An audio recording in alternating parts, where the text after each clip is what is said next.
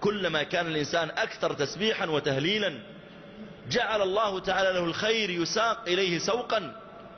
يقول الحسن البصري رحمه الله تعالى: ما يضر أحدكم إذا جلس فارغا أن يقول للملك اكتب يرحمك الله ثم يملي خيرا. ايش يضرك ما دام انك فارغ؟ سبح وهلل يا أخي. واحد واقف عند مطعم، واقف عند مخبز، واقف عند بقالة، أراد أنه ينام، انتبه لا تفوت لحظة إلا وأنت تقول سبحان الله وبحمده، سبحان الله العظيم، استغفر الله استغفر الله استغفر الله. طوبى لمن وجد في صحيفته استغفارا كثيرا. من أراد أن تسره صحيفته يوم القيامة فليكثر فيها من الاستغفار. ويقول الحسن البصري رحمه الله أيضا، يقول: أما يستحي أحدكم، أما يخجل إذا لقي الله تعالى ثم نظر في صحيفته فإذا عامة ما فيها ليس من ذكر الله. يعني يوم القيامة تعرض عليك صحيفة هذا اليوم، فإذا فيها مثلا 10,000 كلمة فرضا تكلمت بها، وإذا كل صفحة فيها 1000 كلمة، وتبحث ما فيه استغفر الله سبحان الله الله أكبر، كل كلام فارغ ما ينفع. يقول الحسن البصري: ما يستحي الواحد يقف بين يدي الله بهالصحيفة وقد آتاه الله تعالى لسانا ناطقا وعقلا بالغا وجعل عنده قدرة، ومع ذلك ما يسبح ولا يهلل. ما يستحي أن يكون أكثر ما في صحيفة ليس من ذكر الله. هذا الذكر وهذه فضائله. وختاما، الذكر أيها الإخوة والأخوات أنواع. فيه ذكر مطلق، يعني تذكر الله صباح مساء ليل، عند نومك، عند استيقاظك، مثل قول النبي صلى الله عليه وآله وسلم: من قال سبحان الله وبحمده غرس الله له نخلة في الجنة. انك تقول دائما سبحان الله وبحمده. مثل قول عليه الصلاة والسلام: من قال لا إله إلا الله وحده لا شريك له، له الملك وله الحمد وهو على كل شيء قدير، في يوم 100 مرة، ما جزاؤه؟ كتبت له 100 حسنة وحطت عنه 100 سيئة، وكانت له عدل 10 رقاب من ولد إسماعيل، وكانت له حرزا من الشيطان يومه ذاك، ولم يأتي أحد يوم القيامة بأفضل مما جاء به إلا رجل قال مثل ما قال أو زاد عليه. هذا يا جماعة أيضا من فضائل مثل هذا الذكر، أن يكون الإنسان يقوله. وهذا الذكر لا إله إلا الله وحده لا شريك له، له الملك وله الحمد وهو على كل شيء قدير، إذا قاله الإنسان لا يستغرق من أكثر من 10 دقائق 100 مرة، وكلما زاد الإنسان فهو أفضل. هذا من الذكر. من الذكر الفاضل أذكار مقيدة، مثل ذكر مقيد بعد الصلاة. يقول عليه الصلاة والسلام: من سبح في دبر كل صلاة 33 وحمد الله 33 وكبر الله 34 ما جزاؤه؟ قال عليه الصلاة والسلام، هذه طبعا لا، سبحان الله 33، الحمد لله 33، الله أكبر 33 أيضا، هذه 99.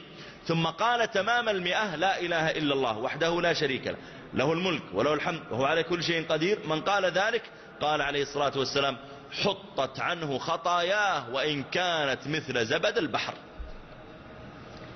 أيضا يقول عليه الصلاة والسلام فيما رواه الترمذي: من قرأ آية الكرسي في دبر كل صلاة مكتوبة لم يمنعه من دخول الجنة إلا أن يموت.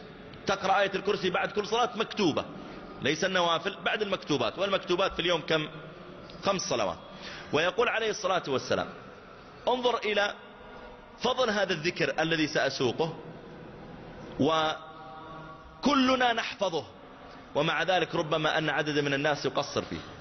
يقول عليه الصلاة والسلام فيما رواه الإمام مسلم في صحيحه، يقول: من توضأ ثم قال، من توضأ ثم قال: أشهد أن لا إله إلا الله وحده لا شريك له وأشهد أن محمدا عبده ورسوله.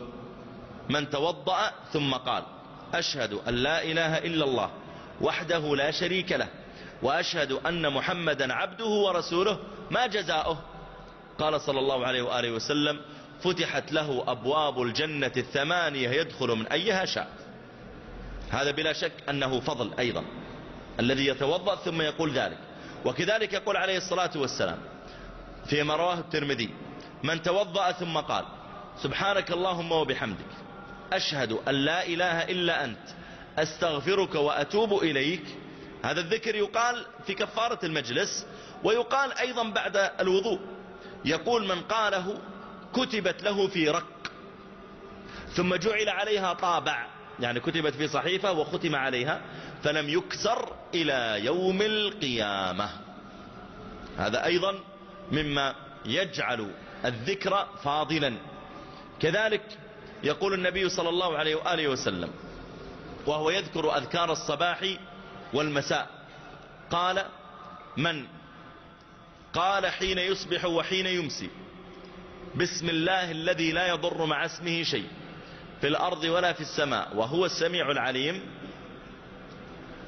من قالها حين يصبح لم يضره شيء حتى يمسي، ومن قاله حين يمسي لم يضره شيء حتى يصبح.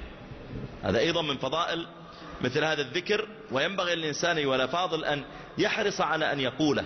يعني الآن كتب الأذكار ولله الحمد وبطاقات الأذكار كثيرة متنوعة، يستطيع الإنسان أن يضع في جيبه بطاقة أذكار يحرص على أن يقولها دائما. ما الذي يمنعك من هذا؟ وكذلك يقول عليه الصلاة والسلام من أكل طعاما ثم قال الحمد لله الذي أطعمني هذا ورزقنيه من غير حول مني ولا قوة غفر له ما تقدم من ذنبه. والحمد لله تعالى له فضل، لذلك يقول النبي صلى الله عليه وآله وسلم والحمد لله تملأ الميزان، الحمد لله تملأ الميزان، وسبحان الله والحمد لله تملأان ما بين السماء والأرض، وسبحان الله والحمد لله تملأان ما بين السماء والأرض. فإكثار الإنسان من قول الحمد لله له أيضا فضل. لذلك الله جل وعلا حمد نفسه سبحانه وتعالى وأمر بالحمد، فقال جل وعلا قل الحمد لله وسلام على عباده الذين اصطفى.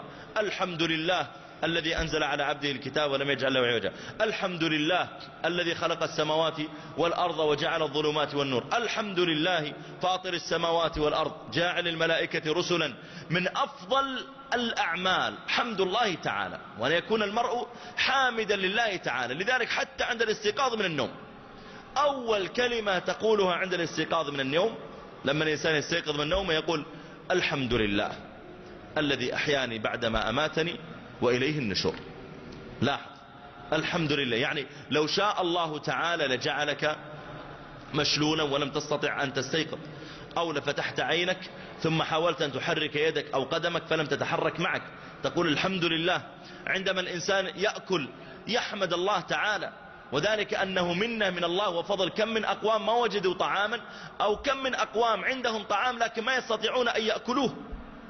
في أقوام يا جماعة الآن في المستشفيات إما عند كسر في الظهر أو عند بعض المشاكل لا يستطيع أن يأكل كما تأكل ولا يشرب كما تشرب. احمد الله على ذلك. يا أخي إذا رفعت كأس الماء إليك قل الحمد لله أن الله تعالى أعطاني يد أحركها كما أريد.